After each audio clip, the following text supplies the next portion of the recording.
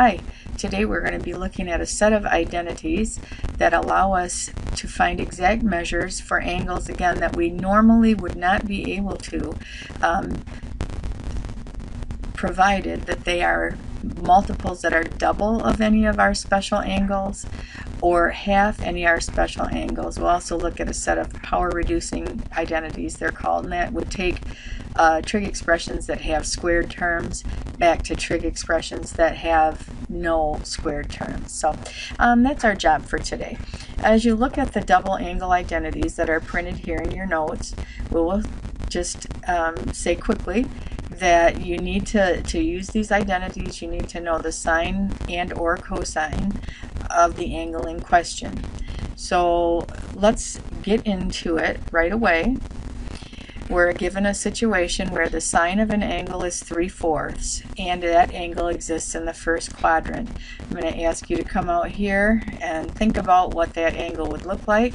If it's sine, which sine is y and r, if its sine is 3/4, that means that it goes up 3, or that value is 3, this is 4, and we need to know sine, cosine, and tangent for this angle. This is our alpha angle, if you will, or theta. It's our theta angle. To find the x side of this, then we just have to do a little Pythagorean theorem. So think 4 squared minus 3 squared. That's 16 minus 9, or 7. So this side is the square root of 7. And in order to use these identities, we need to know the sine of this angle, which we know is 3/4. We have to know the cosine of this angle, which would be square root of 7 over 4. And we need to know the tangent of the angle, which would be 3 over the square root of 7, but we know we should write that as 3 root 7 over 7. So there are the inputs that we need. The sine of 2 theta, according to the identity on the previous page, is 2 times the sine of theta times the cosine of theta. So substituting what we've just done, that would be 2, I'm going to write it as 2 over 1, times the sine, which is 3/4, times the cosine, which is root 7 over 4. And that's just a multiplication. 2 times 3 is 6, so we're 6 root 7 on top. On the bottom, 1 times 4 times 4 is 16.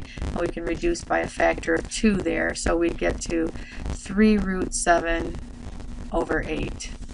All right, the cosine of that angle can be found in several ways. There are 3 different double angle identities for the cosine. However, as I've often told you, I am very sequential. So I always use the first one, which is cosine squared theta minus sine squared theta. The cosine of our angle is the square root of 7 over 4, which we will square. The sine of our angle is 3/4, which we will square. And when you do the squaring, we're going to get root 7 times root 7 is 7 over 16, minus 3 squared is 9 over 16, and 7/16 minus 9/16 is negative 2/16, or negative 1/8. To find the tangent of our angle, the identity for tangent of a double angle is a little bit harder to remember, so I have to look, but it is 2 times the tangent of the angle. And folks, in this case, it might be better for us to use the simplified, or the not simplified version of this, 3 over root 7. And that gets all of that over, and then it is 1 minus the tangent squared. So 1 minus 3 over root 7 squared. On top, we have 6 over the square root of 7. On the bottom, we're going to have 1 minus 9 over 7. And let's see, if we make that 1 and think about it as being 7/7, then we are looking at 6 over the square root of 7, all divided by 7/7 minus 9/7, negative 2/7. To simplify, we flip and multiply. So we're multiplying by negative 7 over 2. Bottom cancels, and we're looking at negative 42 over 2 times the square root of 7. Okay, I know that 2 goes into 42 21 times, so I'm going to make that change. And then I have to multiply top and bottom by the square root of 7. So I'm going to have negative 21 root 7 over 7. That reduces. 7 goes into 21 3 times, so we're talking negative 3 square root of 7. See, applying the identities is not difficult. You have to do a little bit of arithmetic, though, with those fractions, so we're going to really be thinking about fraction skills today. I've written 2 identities here for a double angle cosines, and that's because we can use these 2 formulas to come up with or derive the formulas that will take us from something that has a squared in it to something that doesn't.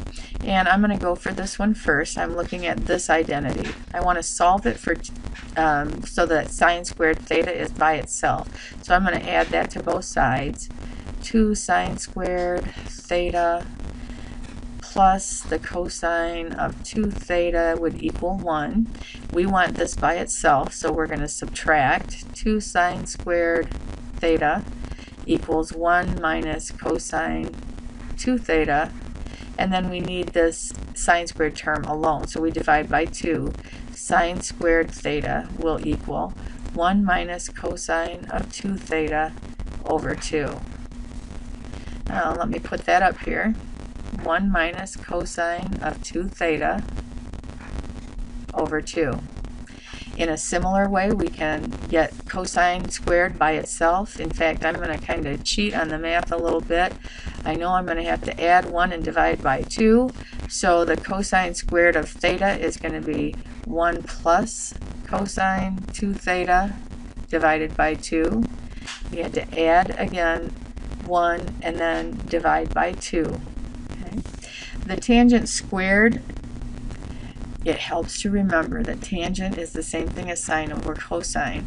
So tangent squared could be written as this over this, or 1 minus cosine 2 theta over 2, all divided by 1 plus cosine 2 theta over 2, or, since the denominators are the same, 1 minus the cosine of 2 theta over 1 plus the cosine of 2 theta. And those identities, again, help us to get from expressions that have squareds in them to expressions that don't have squareds. We're asked to verify an identity here, and I think that that should not be too tough for us to do. We want to make one side look like the other, and I believe that we want to take the more complex side and make it look like the easier side. So I want us to think about this, the cosine of 2 theta. The only double angle cosine identity we didn't use is the one that we need here, because look what it says, folks. The sine squared was already in our thing, but cosine of 2 theta, that's the same thing as cosine squared theta minus sine squared theta. And look at that, the sine squared positive and the sine squared negative are going to knock each other out, and we get right to cosine squared theta, which means we've justified the fact that that equal sign belongs there. By working on just one side, we made it look like the other. The next little activity asks you to write sine squared x times cosine squared x as an expression that doesn't have any powers higher than 1. So we're going to use these guys and just write this multiplication in these terms. That is, the sine squared is 1 minus the cosine of 2 theta over 2. The cosine squared is 1 plus cosine of 2 theta over 2.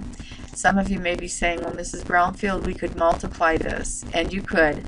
However, if you did, you'd end up with a squared, and that was what we did not want to have to happen. We wanted to have powers that were no higher than 1.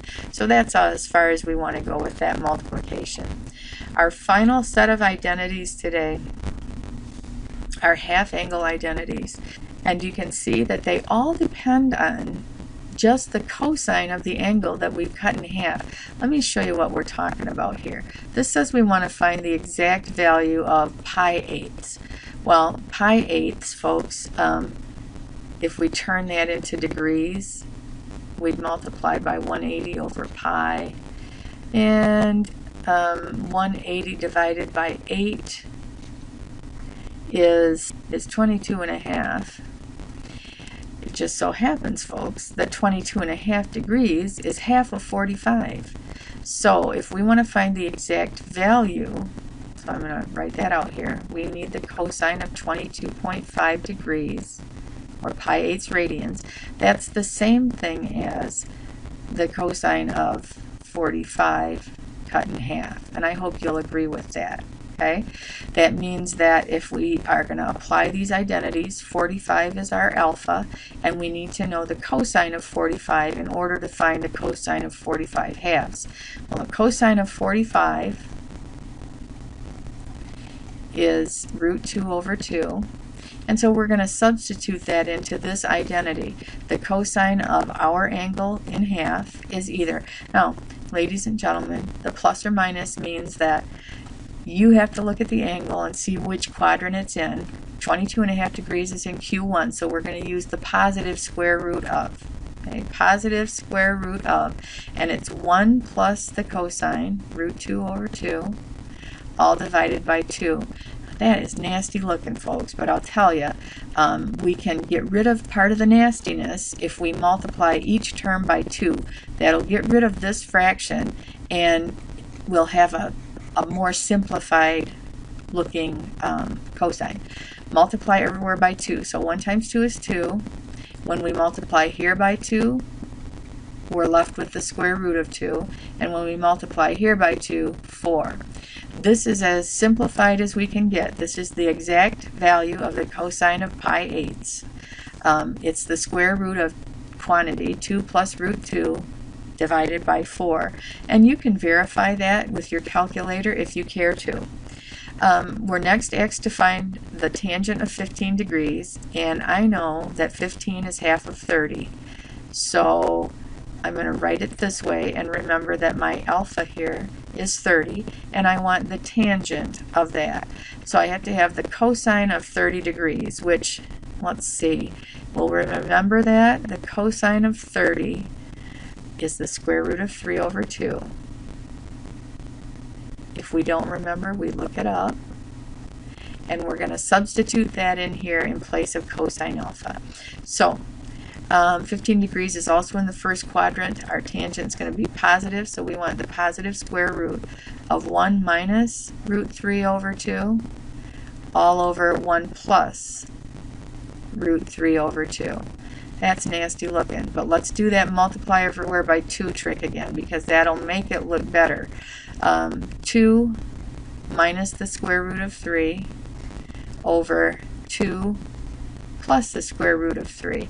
Now that is not simplified, folks. You can't have that radical in the bottom of a fraction. So we have to multiply to get rid of, and you'll remember, I hope, we multiply by the conjugate, which is 2 minus root 3. It's the same two number parts, but with the opposite sign in there.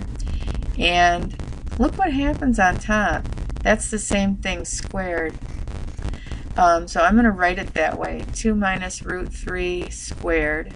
On the bottom, the idea is that we get rid of the radical. So think about this, your FOIL or your box method, however you do it, you're going to have 2 times 2, which is 4, minus root 3 times root 3, which is 3. So that's 1, folks.